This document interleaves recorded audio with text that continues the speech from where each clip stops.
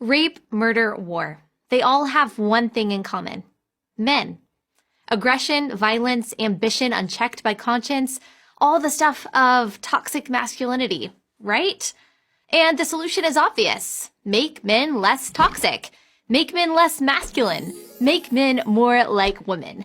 But I'm here to tell you that that way of thinking is not only wrong, it's dangerous. Here's why. When you try to make men more like women, you don't get less toxic masculinity. You get more. Why? Because bad men don't become good when they stop being men. They become good when they stop being bad. Aggression, violence, and unbridled ambition can't be eliminated from the male psyche. They can only be harnessed. And when they are harnessed, they are tools for good, not for harm. The same masculine traits that bring destruction also defeat tyranny. The traits that foster greed also build economies. The traits that drive men to take foolish risks also drive men to take heroic risks.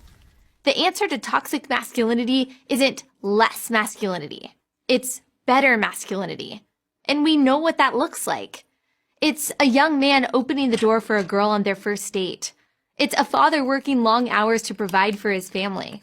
It's a soldier risking his life to defend his country. The growing problem in today's society isn't that men are too masculine. It's that they're not masculine enough.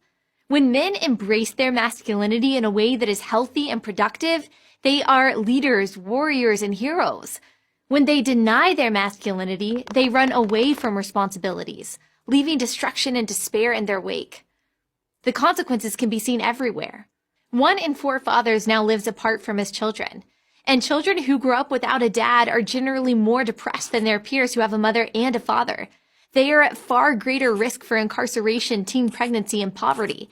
71% of high school dropouts are fatherless. Of all the rocks upon which we build our lives, family is the most important. And we are called to recognize and honor how critical every father is to that foundation. That was said by then Senator Barack Obama in 2008. If we are honest with ourselves, he went on, we'll admit that too many fathers are missing from too many lives and too many homes. As much as we try to deny the need for real masculine strength in society, there's no denying its necessity.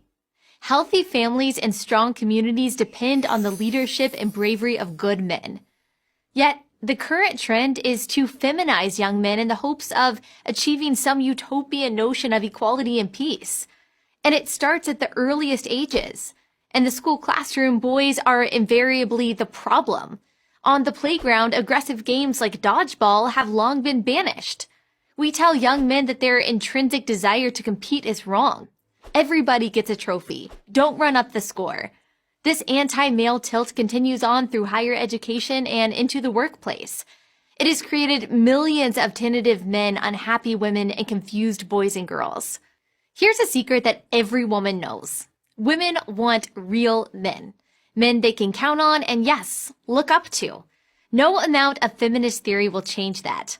I don't know any woman at any age who is attracted to a passive man who looks to her to be his provider, protector, and leader.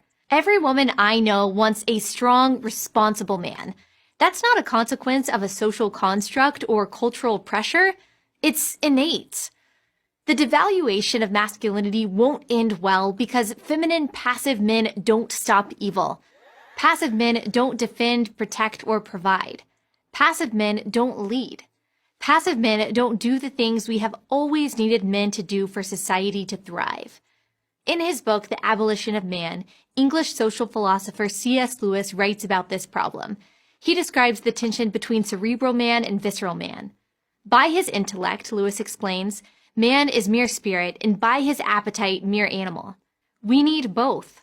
Take away one, and you're left with a man who's either weak or wicked. And in a world of wickedness, weak men are nothing more than enablers of wicked men. Rape, murder, war. They all have 2 things in common. Bad men who do the raping, murdering, and warring, and weak men who won't stop them. We need good men who will. It's not masculinity that's toxic. It's the lack of it. I'm Allie Stuckey for Prager University.